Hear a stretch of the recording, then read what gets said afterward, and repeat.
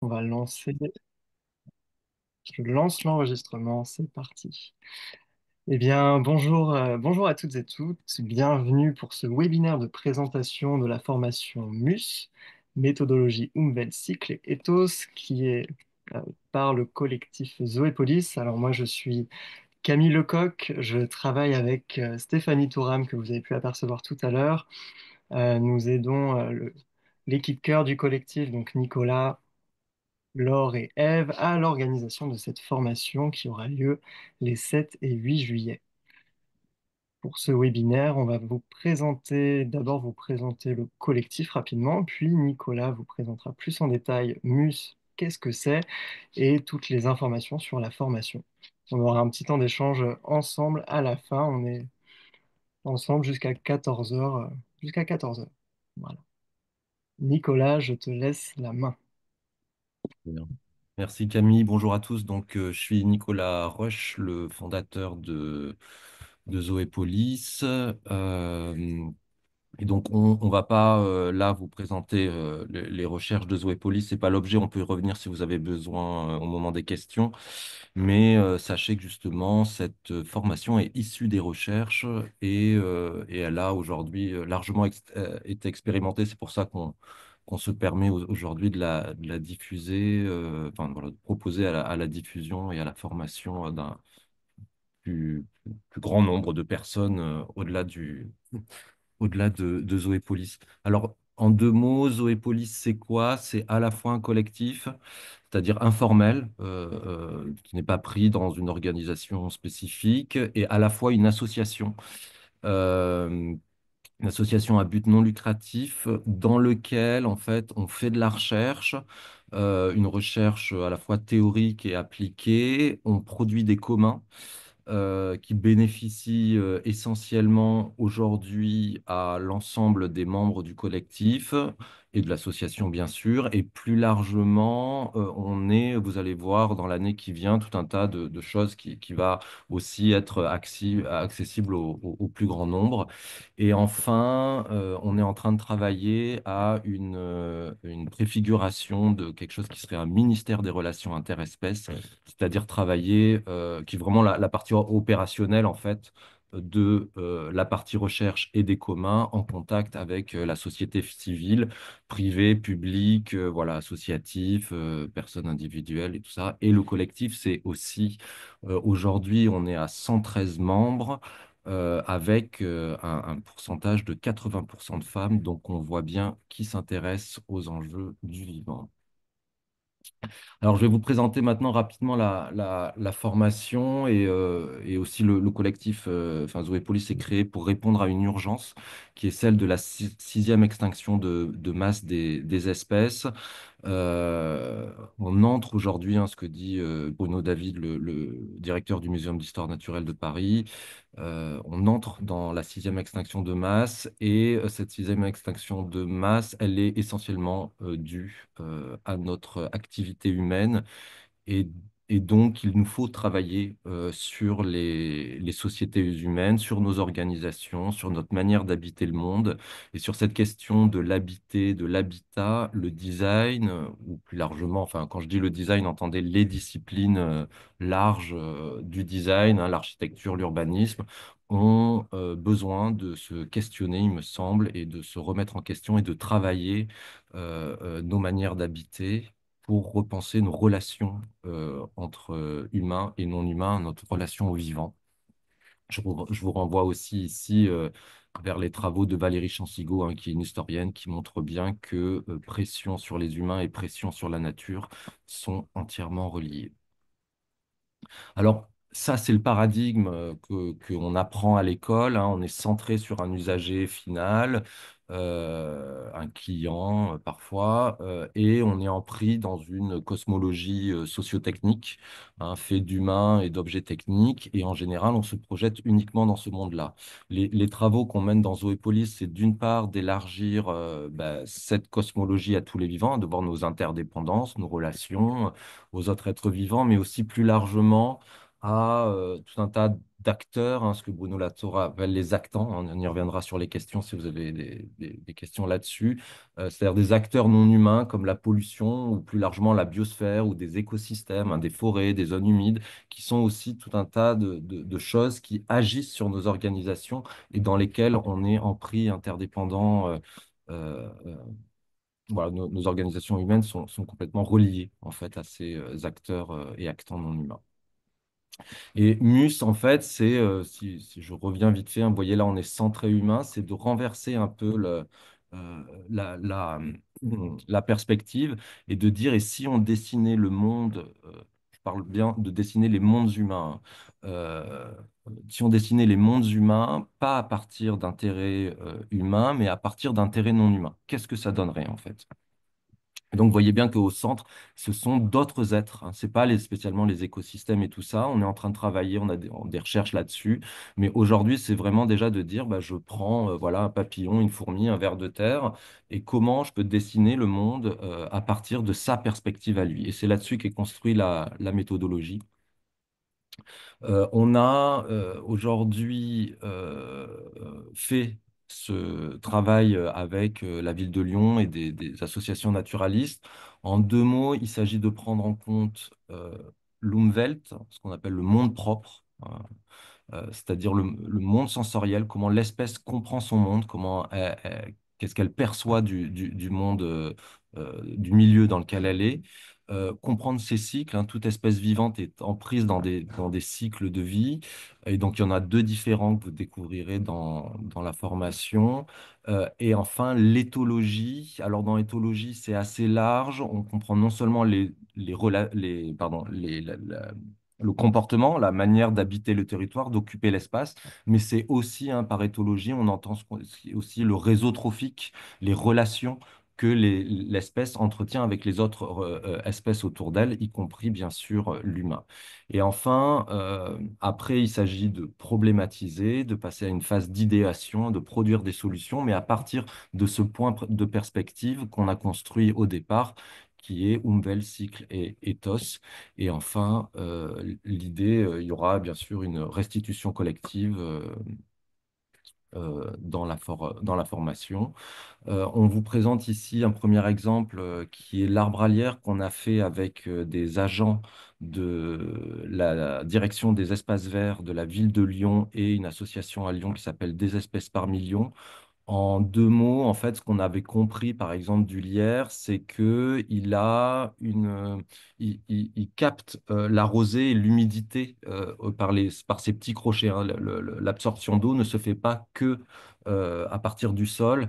Et donc, on est parti de ça et ça a donné ce système de raquettes hein, vous avez peut-être vu déjà les toiles d'araignée qui collectent la rosée. Donc, voilà, un système de petits fils ou de petites structures assez fines qui pourraient capter la rosée et qui, du même coup, permettraient d'attirer de l'humidité pour le lierre et de fixer ça sur des structures verticales en ville. Et quand le chef de projet de la direction des espaces verts de la ville de Lyon donc il a participé, hein, bien sûr, à l'atelier. Une fois que la structure était dessinée, il a dit, mais c'est génial parce que, en fait, moi, je peux mettre cette structure-là euh, euh, dans tous les espaces là où je n'ai pas beaucoup de sol. Hein. Parce qu'en fait, si je plante un arbre, j'ai besoin de plusieurs mètres de sol pour que l'arbre puisse raciner. Le lierre a besoin de très peu raciner.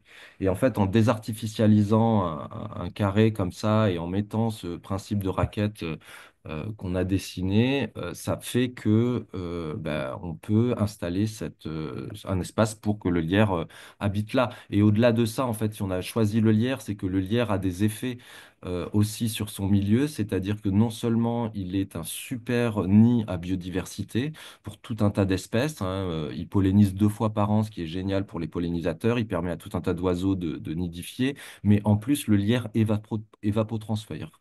Et donc, vous savez peut-être que Lyon est une ville qui va beaucoup souffrir des îlots de chaleur, et donc cette structure-là va pouvoir participer à refroidir la ville.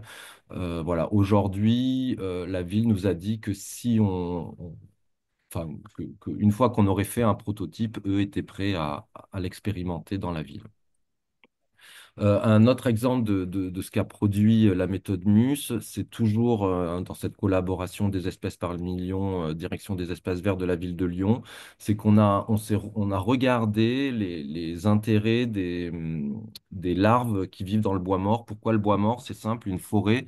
30% d'une forêt tient au bois mort, en fait, tout le réseau trophique, c'est-à-dire il y a une espèce qui vient prendre une larve et vous allez avoir un pivert qui va se nourrir de la larve et un prédateur du pivert pourra prédater, enfin voilà, se nourrir du pivert. Et donc vous avez comme ça 30% du réseau d'une forêt, du réseau trophique d'une forêt qui tient au bois mort. Et en réduisant le bois mort en copeaux dans la ville ou en le sortant de la ville, hein, pour certaines villes, bah, vous imaginez bien la biodiversité qui en pâtit et qui réduit à partir de là. Et donc l'idée était de repenser bah, comment on pouvait réintégrer le bois mort dans la ville. Et donc, en fait, d'une part, c'est ce qu'on appelle du design des organisations, si vous voulez, ou du design de services. D'un côté, on a des élagueurs, en fait, qui sont eux qui vont générer ce bois mort-là. Et de l'autre, il faut des savoir-faire. Il y a tout un tas de savoir-faire pour que on puisse entreposer du bois mort. Il y a certaines larves qui vont pondre dans du bois mort au sol, d'autres dans du bois quand il est en hauteur, hein, au niveau des branchages, d'autres dans du bois enterré. Donc tout ça nécessite des savoirs et des savoir-faire du côté des jardiniers. Donc c'est la partie de gauche.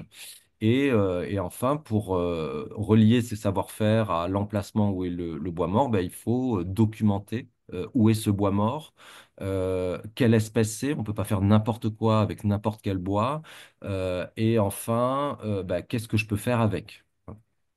Et donc, en réunissant ces trois informations, ça nous donne lieu, on a imaginé deux solutions possibles. Une solution plutôt low-tech, c'est-à-dire que ces trois informations seraient gérées par un agent de la ville, donc, avec un tableau Excel, ou une solution plus high-tech, une solution numérique qui serait une espèce d'application. Je suis un élagueur, je coupe du bois, je documente là où je le dépose, quelle essence de bois c'est et je suis jardinier, je vais intervenir dans un espace, je regarde le bois qu'il y a et du coup, je peux avoir un tutoriel pour savoir qu'est-ce que je peux faire avec ce bois-là.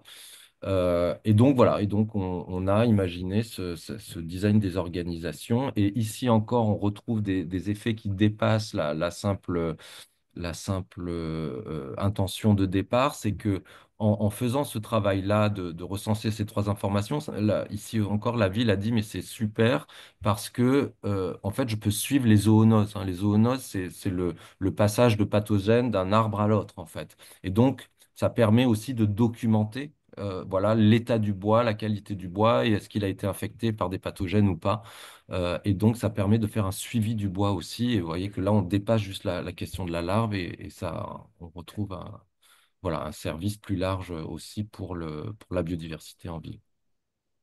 Et enfin, ce workshop, bah, aujourd'hui, on l'a aussi beaucoup animé dans des écoles, essentiellement des écoles de design. On a deux membres du collectif qui ont fait ça à Reims. Moi, je fais ça régulièrement dans les écoles là où j'interviens. Et donc ça aussi, ça sera toutes les personnes qui pourront être formées pourront bah, comme ça aussi animer tout un tas de workshops.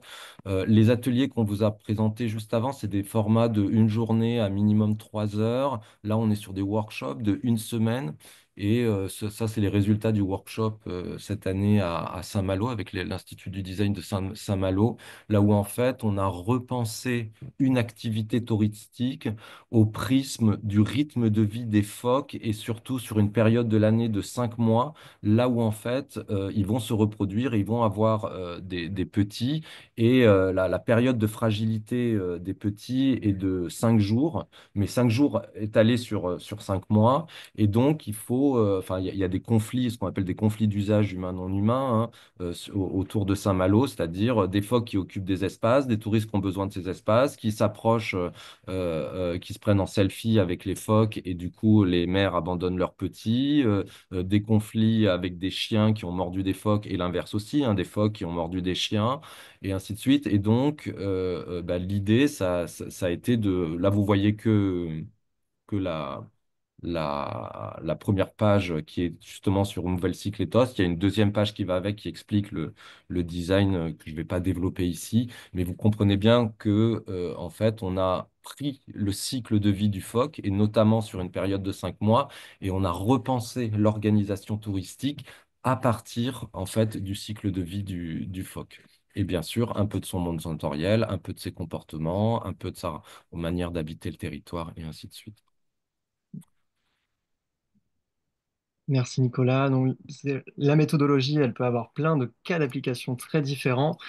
La formation, elle s'adresse donc à toutes les personnes qui voudraient intégrer le vivant dans leur manière de concevoir, de transmettre, d'agir, plus particulièrement pour les designers, urbanistes, architectes, agents de collectivités paysagistes, mais aussi chercheurs, artistes, facilitateurs ou enseignants qui voudraient organiser des ateliers avec cette méthodologie, par exemple.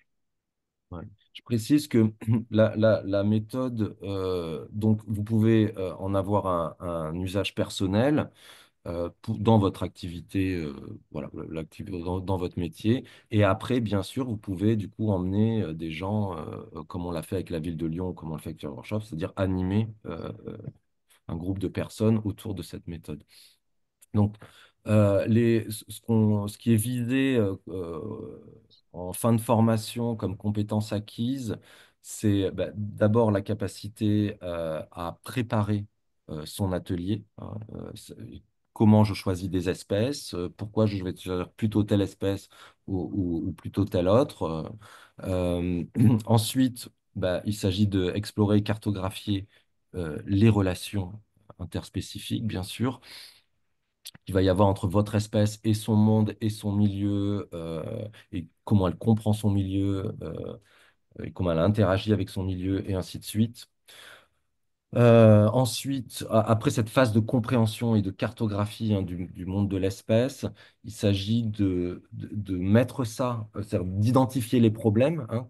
Comment on peut repenser les sociétés humaines à partir de ce point de perspective non humain que j'ai créé. Et donc là, ça nécessite aussi un peu de technicité, d'arriver à faire ce travail pour basculer vers une autre compréhension des mondes humains. Et enfin, bien sûr, il s'agit d'encadrer un groupe autour de cette méthode, hein, pour ceux qui voudraient faire des ateliers à plusieurs avec ça. Et donc là-dessus aussi, on vous accompagne sur ces questions d'intelligence collective, de co-design, donc on appelle plus largement. Donc, la formation en elle-même, elle se déroule sur 2 jours début juillet. La première journée, elle est consacrée à vraiment comprendre, cours théorique sur l'exploration des origines et enjeux du design et du design interespèce et comprendre la posture de la méthodologie MUS. Avec l'après-midi, une immersion naturaliste, avec un expert naturaliste pour aller observer les espèces dans leur milieu et comprendre, repérer les enjeux de cohabitation humain-non humain. La deuxième journée, elle est vraiment axée sur vraiment la prise en main de la méthodologie MUS, donc le matin des outils méthodologiques, du fonctionnement, de la problématisation et de l'idéation, et l'après-midi, vraiment aller explorer des études de cas en groupe. À la suite de la formation, on vous propose individuellement ou en groupe, si vous le souhaitez, à approfondir la méthode sur un cas particulier pendant l'été, entre juillet et août, et de se retrouver en septembre pour discuter de vos questions sur la méthode, sur votre prise en main de la méthode et les difficultés que vous pourriez rencontrer, des retours d'expérience et à disposition des ressources pédagogiques, un livret d'animation.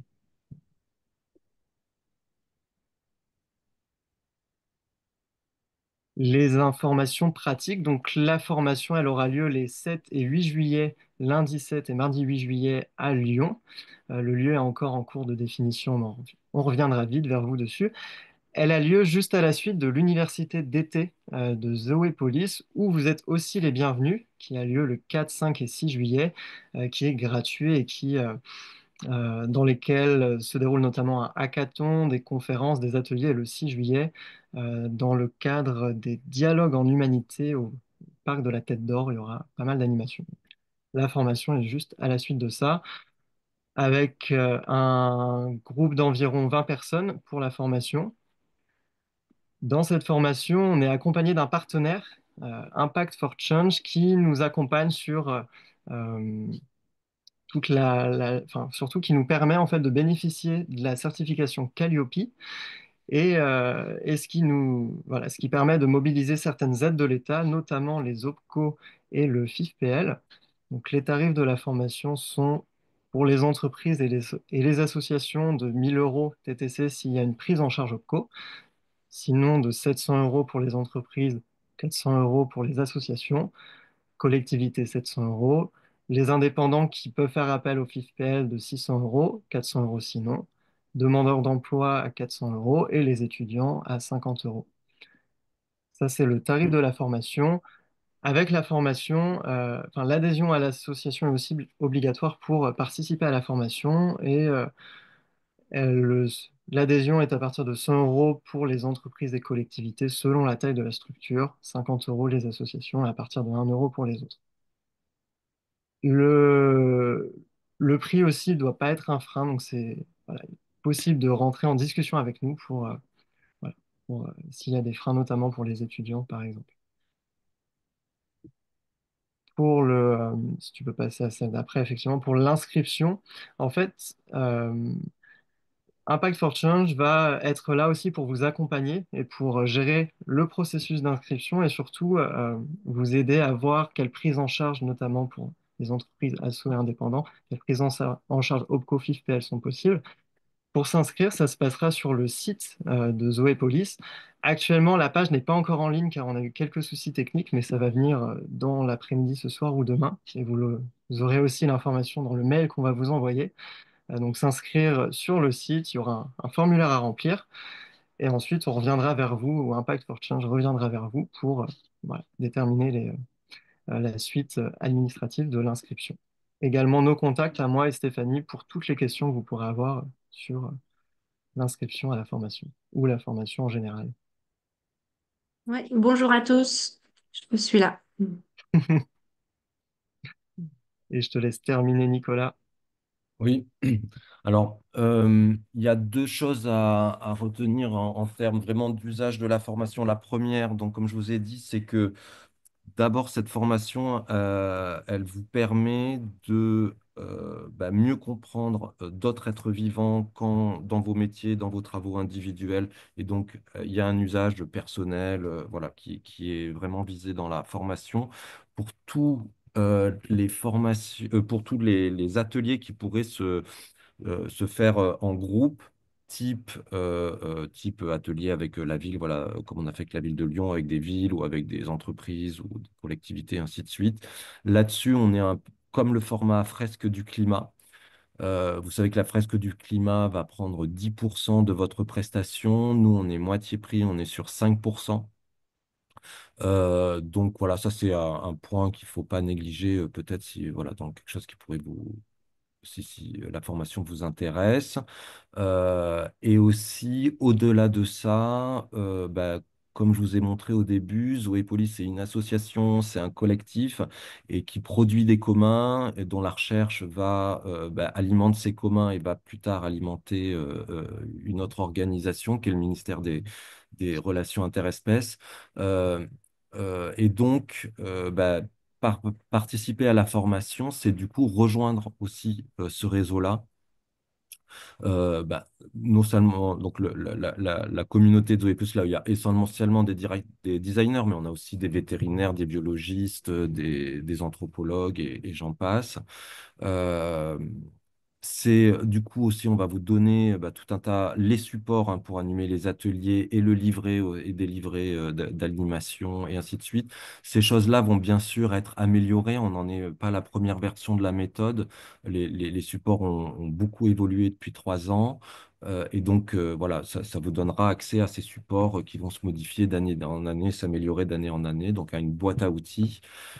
Et bien sûr, si vous êtes intéressé pour intégrer le collectif, l'association, je pense que la formation à la méthode est une bonne entrée pour commencer à comprendre ce qu'on fait. Voilà. Mhm.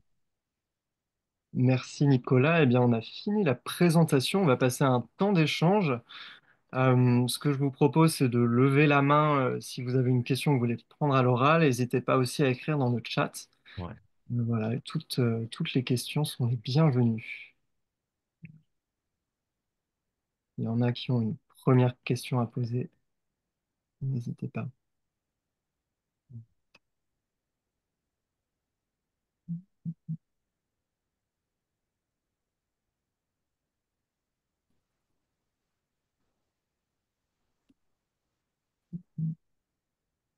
Alors, on a eu deux questions dans le chat de Vanessa. Merci pour la présentation. Ma connexion est faible. Avez-vous une approche particulière pour les établissements d'enseignement supérieur, montant de l'adhésion et organisation d'ateliers auprès d'étudiants? Alors, sur le montant de l'adhésion, je te laisse répondre, Camille, ou je retourne à la slide peut-être. Pour le montant de l'adhésion, Eve. Non, c'est vrai qu'on n'a pas mis ce cas dans les différents. Hmm. On est ouais, c'est collectivité ou petite entreprise, quoi. Je pense qu'on est dans ces eaux-là. Ouais, c'est Laure qui n'est pas là qui a le. Ah, si, ben, je viens d'arriver. Ah, Voilà. d'accord, Laure, tu as peut-être la réponse alors. Pour les établissements d'enseignement supérieur, l'adhésion à l'association. Bah, c'est comme entreprise ou collectivité, et puis c'est selon la taille de la structure, en fait. D'accord. Et pour ta deuxième question, Vanessa, justement, nous, on a déjà, bah, tu l'as vu avec l'Institut supérieur de Saint-Malo, on l'a fait aussi avec La Rochelle, la méthode MUS, et les enseignants-chercheurs étaient très intéressés, sauf qu'on n'avait pas encore monté de formation, mais étaient très intéressés pour justement pouvoir le faire avec leurs étudiants. Donc ça peut tout à fait coller. Enfin voilà, si tu es formé, après tu es libre de le faire avec autant d'étudiants. Voilà, c'est tout à fait adapté à des grands groupes. Voilà. Pour te donner une idée, ouais, je crois qu'à Reims, ils avaient 25 ou 30 élèves. Moi, j'en ai une 10-15 à Saint-Malo, par exemple. Donc, et ça marche très, très bien. Voilà. Alors, autant à La Rochelle, on était sur un format de quelques heures. Et on n'est pas allé jusqu'à la phase problématisation-idéation. Et c'était l'objectif de La Rochelle, c'était juste comprendre le monde d'une espèce, hein. Et notamment l'Umwelt et tout ça les a beaucoup intéressés. Pour les formats qu'on a fait avec Reims ou voilà, ou l'Institut du design de Saint-Malo, c'est des workshops d'une semaine. Donc voilà, ça peut vraiment aller voilà, de la demi-journée pour les plus bas, je veux dire que c'est minimum 3 heures à bah, une semaine, voire plus. C'est-à-dire qu'on peut vraiment étirer le processus de la méthodologie avec des longues phases de compréhension d'espèces. Là, on peut vraiment creuser son monde et tout ça, se prendre une demi-journée pour prendre le temps de problématiser, voilà, et des longs temps, voilà, pour formaliser, idéation et ainsi de suite. Donc c'est voilà, ça, pour les organisations d'étudiants, ça fonctionne très bien. À voir, à ajuster après en fonction du temps que tu as, mais la méthode est vraiment faite pour pouvoir fonctionner. Ce qu'on va vous former dans la formation, c'est vraiment, on va vous montrer le format minimum de 3 heures que vous allez expérimenter. Comme l'a expliqué Camille, en fait, on vous demande un exercice après la formation individuelle pour bien maîtriser les templates sur à peu près, on verra, 3 semaines, un mois. Et à la suite de ça, normalement, vous êtes autonome, hein. On a plusieurs membres du collectif qui en fait, voilà, en deux, trois animations d'atelier, maîtrisent complètement la méthode. Donc, voilà, justement, les canevas et les templates qu'on a fabriqués sont faits exprès pour être intuitifs et facilement appropriables, en fait. N'hésite pas à dire, Vanessa, si ça répond à ta question dans le chat Pas besoin de précision. ou à l'oral, C'est carrément. OK. Merci, oui, c'est très complet. Merci. Alors, on a une question de Jean-Baptiste. Merci pour cette présentation. Comment savoir si OPCO mobilisable, le programme de la formation pourra-t-il être téléchargé pour transmission à l'OPCO? Euh, pour l'OPCO, quand vous allez vous inscrire sur le. En fait, il y a une première inscription avec le formulaire sur le site et ensuite une discussion avec notre partenaire Impact for Change qui, je crois pas, Jean-Philippe, si tu es là, n'hésite pas à apparaître, mais je ne crois pas que tu sois là, qui reprend contact avec vous en fait pour vraiment aller voir quels OPCO sont mobilisables. Eux, ils ont toute l'expertise sur cela pour vous accompagner en fait et vous aider à trouver quel OPCO, quel montant, faire les devis et voilà, les valider ensemble si ça vous convient ensuite. Donc il y a Impact for Change que ça se passe. Et à la suite du webinaire, on va vous envoyer une plaquette de la formation aussi que vous pourrez que vous pourrez revoir et qui sera celle à transmettre effectivement aux OPCO. On a Voilà. une autre N'hésite pas à question de dire Jean-Baptiste. Marc. Ouais. Donc Marc dit merci. Est-ce également directement applicable auprès d'entreprises? Avez-vous des exemples réalisés? Alors, Marc, j'étais il y a 2 semaines, on m'a demandé d'intervenir dans une entreprise elle s'appelle Arémon. C'est simple, elle est milliardaire en fait, il y a toutes les entreprises du monde ont à peu près 10 pièces de plastique produites par Arémon. Et j'ai justement utilisé la méthode. Alors, je ne l'ai pas utilisé avec les templates, ce n'était pas la commande. Ils étaient sur. Alors, vous imaginez bien, c'est confidentiel, donc je peux juste vous dire le cadre large. C'est une entreprise qui, du coup, se pose la question d'un terme que vous avez entendu parler sûrement en ce moment, qui est le régénératif, hein. Et donc, l'entreprise a des objectifs à horizon 2040 de faire du régénératif. Et donc, ils m'ont soumis plusieurs projets.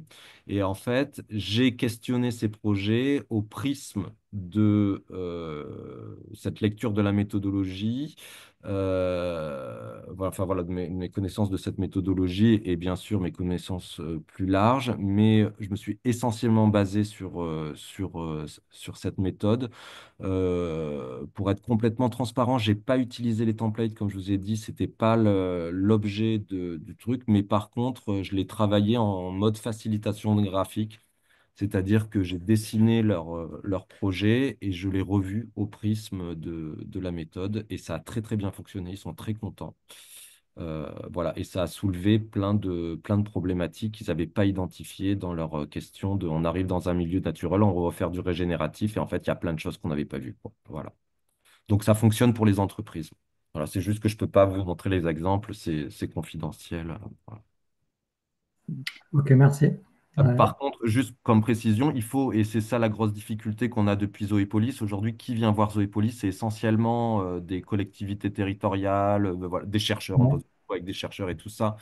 Clairement, les entreprises, elles sont pas, enfin, il y a très peu d'entreprises qui s'intéressent au vivant, au régénératif et ces En choses-là. fait, la question sous-jacente par rapport au regen, c'est que tu mets effectivement les régénérations des écosystèmes au centre dans Ouais, le regen, alors que là, du coup, tu mets une espèce parmi d'autres c'est ça.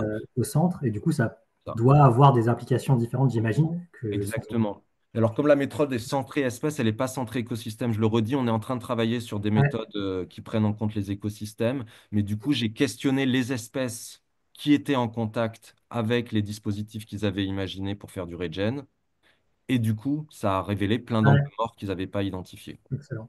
Voilà. En fait, ça donne peut-être la sensation aussi que c'est plus accessible. C'est-à-dire qu'avant de s'adresser aux écosystèmes, commençons déjà par sortir de l'espèce Ah, qui sont humaine. les êtres qui habitent là Ouais, ouais. Et donc, du coup, on applique aussi des méthodes qui sont plus classiques dans notre état ouais, d'esprit, un peu marketing. Tu mets l'utilisateur au centre. c'est ça. Le regen, ça t'emmène à des endroits où Ouais, ouais, c'est ouais. plus systémique, quoi. Donc, Plus c'est systémique, ouais. Ouais, ouais. utilisé. Ok, ça marche. Merci pour le partage. Ouais, après, ce qu'il faut, c'est peut-être choisir une espèce parapluie. Ouais, c'est ça. Une espèce parapluie, tout va en découler. Ou clé de voûte. Une clé de voûte, Les type voûtes, voilà, des pollinisateurs, des vers de terre, enfin de la faune des sols, des choses comme ça, et qui des sont systémiques. castors. Voilà, des castors qui sont systémiques sur l'écosystème. On a deux questions de Adeline et Timothée qui sont un peu liées. Est-ce qu'il y aura d'autres sessions de la formation? Et si oui, est-ce que dans d'autres villes, comme à Paris par exemple, d'organiser? Alors, je pense que ça. Oui, oui, enfin, pour moi, cette formation, on pourrait l'éditer 1 à 2 fois par an. Voilà, au prix qu'il y a une demande, en fait. Voilà, clairement. C'est-à-dire que si on arrive à avoir notre quota minimum, il n'y a pas de problème pour venir la faire à Paris ou ailleurs. Ouais. Pour le moment, là, c'est la première en juillet. Effectivement, on Ouais. n'a pas d'autres dates encore fixées pour les prochaines. J'ai une question qui va un peu avec aussi, juste dans la méthode. Du coup, on essaie de comprendre comment se passe pour une espèce. Euh, Mhm. mais après, du coup, tu l'insères dans ta conception, en fait. C'est ça, en fait. Tu as mieux compris l'espèce dans ton Ouais. milieu, qui va te permettre, dans un autre temps derrière, en fait, de partir en idéation, dans C'est ça, en l'innovation, fait, si etc. tu veux, ça te permet, en fait, on construit un point de perspective sur le monde qui est non humain. Ouais. Et à partir de ce point de perspective, ça nous permet de re-questionner les mondes humains, nos manières d'habiter à nous. Il ne s'agit pas je vais le dire à grosse ligne, c'est-à-dire, on ne va pas prendre le castor et faire un point de perspective sur le castor pour repenser un parc naturel. C'est pas le but. Par contre, prendre le point de perspective du castor pour repenser la ville, c'est ça qui nous intéresse en fait dans la méthode.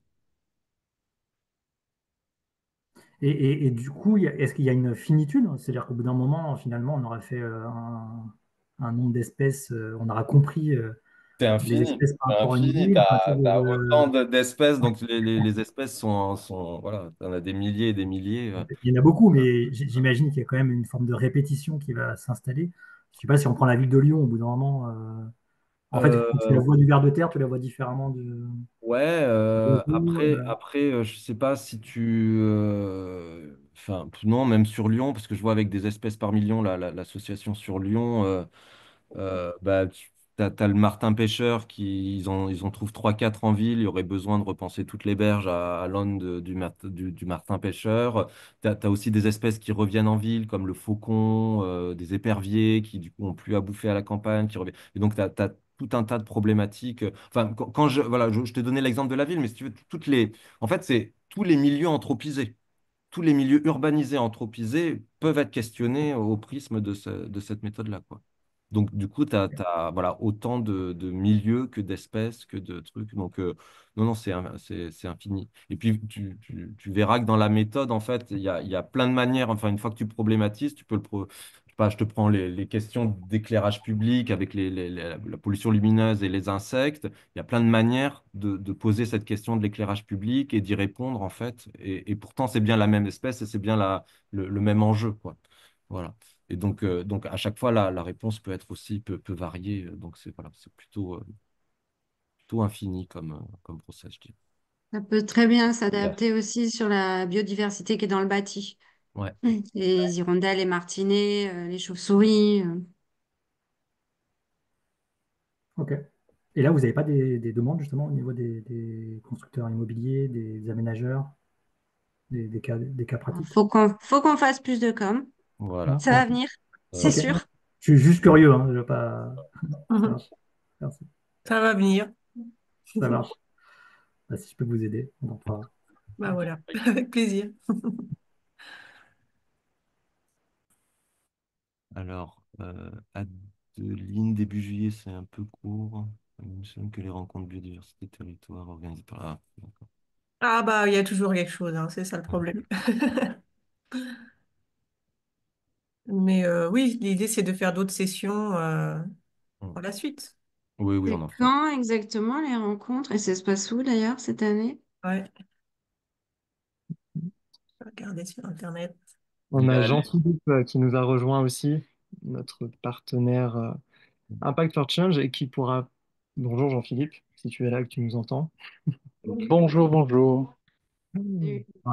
On a une Peut-être. question sur les CPAF, c'était ça que tu voulais dire, Camille? CPF. Effectivement, tu peux éventuellement rebondir sur cette question. Et puis, j'ai présenté un petit peu le fonctionnement qu'on avait. Notamment, il y avait une question sur les OPCO C'est à bout. de Jean-Baptiste, de comment savoir si OPCO mobilisable. Et, euh, et voilà, et si le programme de la formation sera téléchargé pour transmission à l'OPCO. Je lui ai répondu, mais si tu veux. Et il y a une autre question, j'en profite. La formation est-elle compatible avec la prise en charge via le compte CPAF? CPF, pardon. Mais je CPF, peux pardon. répondre. Et donc, Ok. Il y a besoin d'une petite précision peut-être encore. Excusez-moi, j'ai coupé la parole à quelqu'un. Non, tu Non, peux. très bien.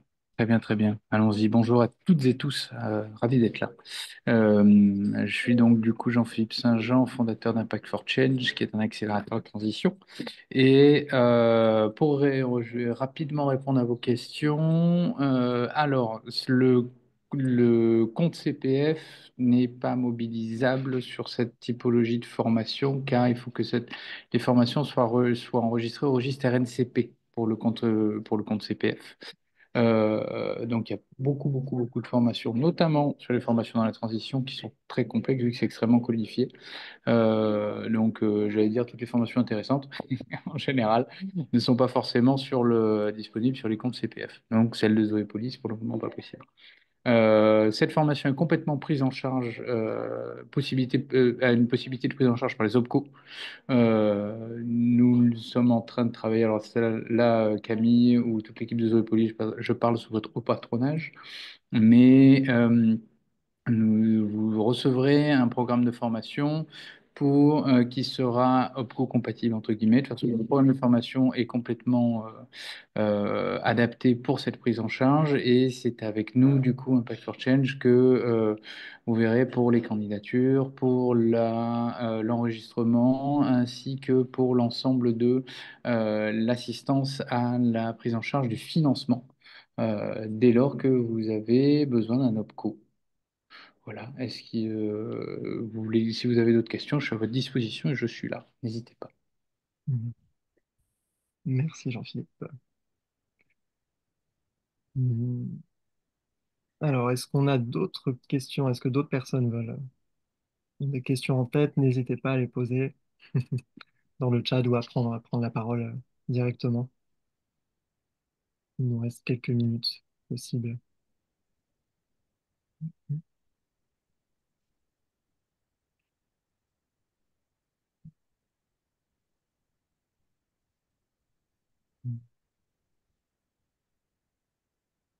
Il semble que... Ouais. Eh bien, s'il n'y Hein? a pas de questions, c'est très bien. C'est-à-dire qu'on a tout répondu. Après, n'hésitez pas, s'il y en a d'autres qui vous viennent par la suite, à nous écrire. Nous, on vous renverra un mail à la suite du webinaire avec le replay du webinaire et la plaquette de la formation et toutes les informations pour s'inscrire, notamment à la formation si ça vous intéresse. Et, euh, et voilà, merci beaucoup pour votre présence ce midi et au plaisir de vous revoir. Merci beaucoup. Merci, À bientôt. à bientôt. Bientôt. Bye. Merci.